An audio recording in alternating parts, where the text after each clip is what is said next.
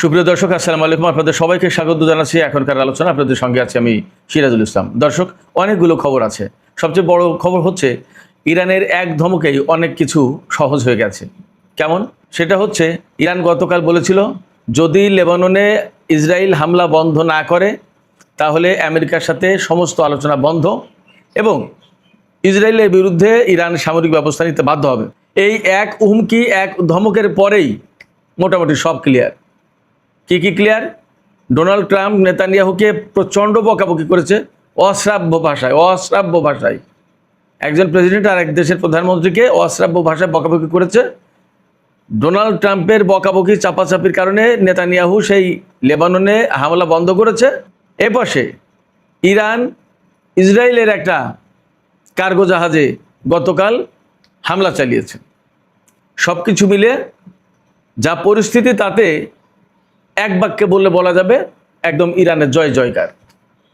এই জয় জয়কার কিভাবে হলো এবং আরও এর পেছনের কি ঘটনা আছে, এর ভেতরে আরও কি ঘটেছে, কি হতে পারে, এর পরিণতি কি, এই সমস্ত বিষয় নিয়ে এখনকার এই ভিডিওতে বিস্তারিত আলোচনা করব।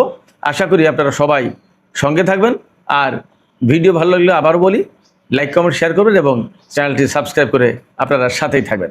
দর্শক, প্রথমে বলি, আপনারা সবাই জানেন আমেরিকার সাথে ইরানের যে যুদ্ধবিরতি চুক্তি হয়েছে, যার বলে এতদিন যুদ্ধবিরতি চলছে, মাঝে মাঝে টুকিটাকি হামলা হচ্ছে সেটা ভিন্ন কথা, কিন্তু অ্যাকচুয়ালি যুদ্ধবিরতি হচ্ছে। এই যুদ্ধবিরতির কারণে ইরান এবং আমেরিকা বড় পরিসরে যুদ্ধ থেকে বিরত আছে। বড় রকমের সংঘর্ষ দুই পক্ষের ভেতরে হয়নি। এই যে ইরান এবং আমেরিকার ভেতরে যুদ্ধবিরতি চুক্তি হয়েছে, সেই চুক্তিতে কিন্তু একটা প্রসঙ্গ ছিল, একটা অংশ ছিল এই যে লেবানন সহ মধ্যপ্রাচ্যের আর যত জায়গায় আমেরিকা এবং ইসরায়েল যুদ্ধে লিপ্ত, তার প্রত্যেকটা জায়গায় যুদ্ধবিরতি কার্যকর হবে। অর্থাৎ সব কিছু এই যুদ্ধবিরতির আওতায় থাকবে। ইসরায়েল বা ইসরায়েলের প্রধানমন্ত্রী বা ইসরায়েলের সামরিক বাহিনী প্রকৃতপক্ষে এই যুদ্ধবিরতির যে শর্ত, আমেরিকার সাথে ইরানের যে যুদ্ধবিরতি হয়েছে এবং যে শর্তে, সেই শর্ত কিন্তু তারা মানছে না, লঙ্ঘন করেছে। তার মানে অ্যাকচুয়ালি ইরান এবং আমেরিকার ভেতরে যে যুদ্ধবিরতি হয়েছে, সেই যুদ্ধবিরতির অংশ হচ্ছে লেবানন এবং ইসরায়েলের ভেতরে যুদ্ধ বন্ধ থাকবে। সেইটা যখন ইসরায়েলের সেনারা চালিয়ে যাচ্ছে, তার মানে আমেরিকা এবং ইরানের ভেতরে যে যুদ্ধবিরতি হয়েছিল সেটা লঙ্ঘন করেছে। এটা হলো প্রকৃত ঘটনা।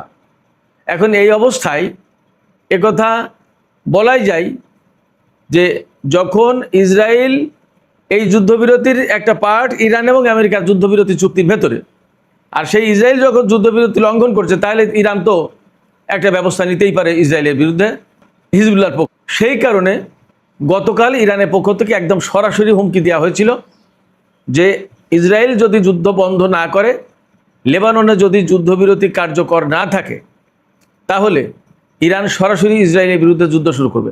এবং গতকাল রাতে এরকম কথা ছিল যে গতকাল রাতে ইসরায়েলের বিরুদ্ধে বড় রকমের হামলা চালাবে ইরান। শুধু তাই না, ইরানের পক্ষ থেকে ইরানের স্পিকার বাকের কলিবাব তো ইরানের সাথে আমেরিকার যে আলোচনা হচ্ছে, সেই আলোচক দলের কিন্তু প্রধান। বাকের কলিবাব গতকালকে একদম সুস্পষ্ট করে বলেছিলেন, ইসরায়েল যদি যুদ্ধবিরতি না মানে, যদি লেবাননে যুদ্ধবিরতি কার্যকর না থাকে, তাহলে আমেরিকার সাথে আর কোনো আলোচনা নেই, একদম সমস্ত আলোচনা এখানে বন্ধ করা হলো, স্টপ। যখন এই হুমকি এবং এই হুঁশিয়ারি উচ্চারণ করেছে, এই হুমকি দিয়েছেন ইরানের স্পিকার, তখন আমেরিকার কিন্তু টনক নড়েছে। এখানে একটু বলে রাখি, শুধু বাকের কলিবাব কিন্তু কালকে ইরানের পক্ষ থেকে হুঁশিয়ারি দেননি। ইরানের পররাষ্ট্রমন্ত্রী আব্বাস আরাকচি তিনিও বলেছেন যে ইসরায়েল যুদ্ধবিরতি লঙ্ঘন করেছে, এবং ইরানের পররাষ্ট্রমন্ত্রী সাইয়েদ আব্বাস আরাকচি বলেছেন গতকাল যে ইসরায়েল যে যুদ্ধ চালাচ্ছে লেবাননের বিরুদ্ধে, সেটা ইরান আমেরিকার যুদ্ধবিরতির শর্ত লঙ্ঘন। ইরান এখন এই যুদ্ধবিরতি মানতে বাধ্য নয়। একইভাবে হুমকি দিয়েছিলেন গতকাল আইআরজিসির সাবেক কমান্ডার এবং বর্তমান সর্বোচ্চ নেতা আয়াতুল্লাহ সাইয়েদ মুস্তফা খামেনির সামরিক বিষয়ক উপদেষ্টা জেনারেল মহসিন রেজাই।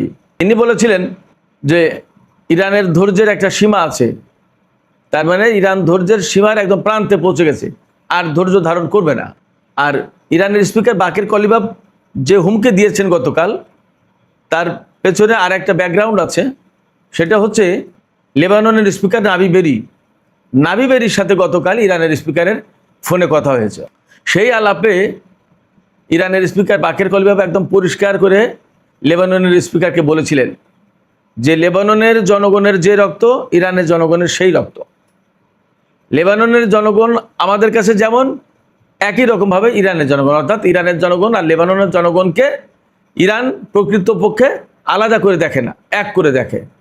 তার মানে ইরান সরকার বা ইরানের সরকারের বিভিন্ন পর্যায়ে যে সমস্ত লোকজন কর্মকর্তা যারা রয়েছেন তারা ইরান এবং লেবাননের জনগণকে একভাবে দেখেন, এক চোখে দেখেন। যদিও তারা ভিন্ন ভিন্ন দেশের, কিন্তু লেবাননের জনগণের প্রতি দরদ ভালোবাসা এমন যেমনটা ইরানের জনগণের প্রতি। কালকে লেবাননের স্পিকারের সাথে আলাপের পরে একদম বাকের কলিবাফ ইরানের স্পিকার তিনি সরাসরি আমেরিকাকে হুমকি দিলেন। এরপরে যখনই বললেন ইরানের স্পিকার যে আমেরিকার সাথে সমস্ত আলাপ আলোচনা বন্ধ, তখন কিন্তু ডোনাল্ড ট্রাম্প প্রশাসনের টনক নড়েছে, মাথা খারাপ হয়েছে। তাৎক্ষণিকভাবে তিনি ডোনাল্ড ট্রাম্প ইসরায়েলের প্রধানমন্ত্রী বেনিয়ামিন নেতানিয়াহুকে ফোন দিয়েছেন। ফোন দিয়ে প্রেসিডেন্ট ডোনাল্ড ট্রাম্প নেতানিয়াহুকে সিম্পলি অশ্রাব্য ভাষায় গালিগালাজ করেছেন, বকাবকি করেছেন। তিনি একটু ভালো ভাষায় বলেছেন যে আপনি কি পাগল হয়ে গেছেন নাকি, আপনি কি করছেন, এগুলো হলো ভালো ভাষায় বলা, এগুলো ভালো ভাষায় বলেছেন। আর বাকিটা সে কথা এখানে উল্লেখ করা যাবে না। এই অশ্রাব্য ভাষায় বলেছে, আরও বলেছে আপনার এই সমস্ত কার্যকলাপের কারণে ইসরায়েলকে সবাই ঘৃণা করে, অপছন্দ করে এবং আপনাকেও ঘৃণা করে। ডোনাল্ড ট্রাম্প তারপরে বলেছেন নেতানিয়াহুকে যে আপনার মনে রাখা উচিত, আপনার তো আজকে কারাগারে থাকার কথা, জেলে থাকার কথা, আজকে আপনি এখনও বাইরে আছেন, ভালোভাবে আছেন আমার কারণে। ডোনাল্ড ট্রাম্প বলছে আমি আপনাকে সেভ করেছি, আমি আপনাকে রক্ষা করেছি, তা না হলে তো আপনার জেলে থাকার কথা এতদিন। সেখানে তার মানে হচ্ছে ডোনাল্ড ট্রাম্প বলেছেন যে আপনি যুদ্ধ বন্ধ করেন, যুদ্ধ থামান, লেবাননের যুদ্ধ চালাবেন না, হামলা করবেন না। তখন নেতানিয়াহু এটা শুনতে চায়নি মনে হয়। যখন শুনতে না চেয়েছে তখন এই সমস্ত গালিগালাজ বকাবকি করেছে। কারণ হচ্ছে কি, এখানেই সে আসল কথা হচ্ছে যে ইরান যে কালকে বলেছে না যে কোনো আলোচনা মানে সমস্ত আলোচনা বন্ধ, এখানে ফুল স্টপ। যখন স্টপ করে দিয়েছে সমস্ত সব কিছু, তখন তো ডোনাল্ড ট্রাম্পের মাথা খারাপ হয়ে গেছে যে আলোচনা হলো না, তাহলে তো চুক্তি হবে না। যদি চুক্তি না হয় তাহলে বের হবো কিভাবে এই যুদ্ধ থেকে? একটা চুক্তি হলে তখন বের হওয়া যাবে, একটা ব্যবস্থা করা যাবে, কিন্তু চুক্তি না হলে আমি এই যুদ্ধ থেকে বের হবো কেমনে? আমেরিকার জনগণ, সারা বিশ্বের জনগণ জানবে যে আমেরিকা হেরে গেছে, কোনো কিছু চুক্তিও হয়নি, কিছুই হয়নি, এমনি এমনি আউট। এই কথা চিন্তা করে ডোনাল্ড ট্রাম্পের কাছে মাথা খারাপ হয়ে ডোনাল্ড ট্রাম্প নেতানিয়াহুকে বকাবকি করেছেন এবং তিনি বলছেন যে আপনি এখনই যুদ্ধ বন্ধ করেন। তা আমি তো বলি, মানে আসলে ডোনাল্ড ট্রাম্পকে নেতানিয়াহু চালায়, নেতানিয়াহুকে ডোনাল্ড ট্রাম্প চালায়, ব্যাপারটা তো এরকম। তো ডোনাল্ড ট্রাম্পের কথা আপাতত স্থগিত করেছে লেবাননে হামলা, কিন্তু নেতানিয়াহু বলেছে আমরা আপাতত স্থগিত করলাম, কিন্তু এর মানে এই না যে আমরা হামলা চালাবো না, আবার হামলা চালাবে। ফ্যাক্ট হচ্ছে কি, নেতানিয়াহু অসম্ভব রকমের যুদ্ধবাজ মানুষ। আমি তো বলি যে তার যুদ্ধের পিপাসাটা, আমি যে আসল পিপাসাটা তার যা, আমি তা তো বলতে পারছি না এখানে। আমি শুধু বলছি যে যুদ্ধের পিপাসা তার যা, এই পিপাসা কখনো মিটবে না, ভয়ঙ্কর। এবং তার আশেপাশে যারা, একই অবস্থা তাদের। তো এই অবস্থায় আপাতত যুদ্ধবিরতি আছে, কিন্তু কতক্ষণ পর্যন্ত এইরকম থাকবে তার কোনো নিশ্চয়তা নেই, ঠিক ঠিকানা নেই। ডোনাল্ড ট্রাম্প কালকে আবার হিজবুল্লাহ নেতাদের সাথেও কথা বলেছেন, দুই পক্ষের সাথে কথা বলেছেন। এই যে ডোনাল্ড ট্রাম্পের এই তৎপরতার মূল কারণ কিন্তু এই যে ডোনাল্ড ট্রাম্প জানেন ইরান যদি আলাপ আলোচনা বন্ধ করে দেয় তাহলে আর তার সাথে চুক্তি করা যাবে না। এই জায়গা থেকে একথা পরিষ্কার হয়, আমেরিকা এখনো ইরানের সাথে চুক্তির জন্য কিন্তু পাগল, মরিয়া চেষ্টা করছে। এই যে ডোনাল্ড ট্রাম্প মাঝে মাঝে বলছেন আমার এত চুক্তির দিয়ে এত তাড়া নেই, আমার হারি নেই, একটু ধীরে গেলেও চলবে, অসুবিধা নেই, আস্তে আস্তে। কিন্তু এটা কথার কথা, মুখের কথা। প্রকৃতপক্ষে তার কিন্তু চুক্তির জন্য তাড়া আছে, তার তাড়া আছে। এবং তিনি কালকে খুব কনফিউশনে পড়ে গেছিলেন, ভয় পেয়েছেন ডোনাল্ড ট্রাম্প যে ইরান যদি এই চুক্তি না করে, আলাপ আলোচনা বন্ধ করে দেয়, তাহলে আমি কি করব, উপায় কি? যার কারণে নেতানিয়াহুকে বকাবকি করেছেন। নেতানিয়াহুকে এমনি বকাবকি করার কোনো কারণ নেই, কোনো প্রশ্নই নেই। গতকাল ইরান একদম সরাসরি বলেছিল যে ইসরায়েল যদি হামলা বন্ধ না করে তাহলে ইরান ইসরায়েলের বিরুদ্ধে ব্যবস্থা নিতে বাধ্য হবে, এবং সেইভাবে ঘোষণাও ছিল যে আজ রাতে কিছুক্ষণের ভিতরে হামলা হতে পারে। এবং ইরান কিন্তু ইসরায়েলের উত্তর অঞ্চলে যে সমস্ত লোকজন বসবাস করে তাদেরকে উত্তর অঞ্চল খালি করার নির্দেশ দিয়েছিল। ইসরায়েল যেমন খালি করার নির্দেশ দেয় শহর, ইরানও সেরকমভাবে নির্দেশ দিয়েছিল যে উত্তর অঞ্চল খালি করে এখান থেকে সরে যাও সব। নেতানিয়াহু লেবাননে হামলা স্থগিত করার পর ইরানও আপাতত হামলা স্থগিত করেছে। তবে পারস্য উপসাগরে একটি জাহাজ, কার্গো জাহাজ, ইসরায়েলের কার্গো জাহাজ যাচ্ছিল, হরমুজ প্রণালী পার হওয়ার চেষ্টা করছিল সম্ভবত। এই অবস্থায় তাতে হামলা চালিয়েছে ইরান। এই হামলার ভেতর দিয়ে ইরান আবারও মেসেজ দিল আমেরিকা এবং ইসরায়েলকে যে হরমুজ প্রণালীতে কন্ট্রোল আমাদের, এই নির্দেশনা হরমুজ প্রণালীতে কীভাবে চলাচল করতে হবে সেই নির্দেশনা যদি কেউ না মানে সাথে সাথে ব্যবস্থা।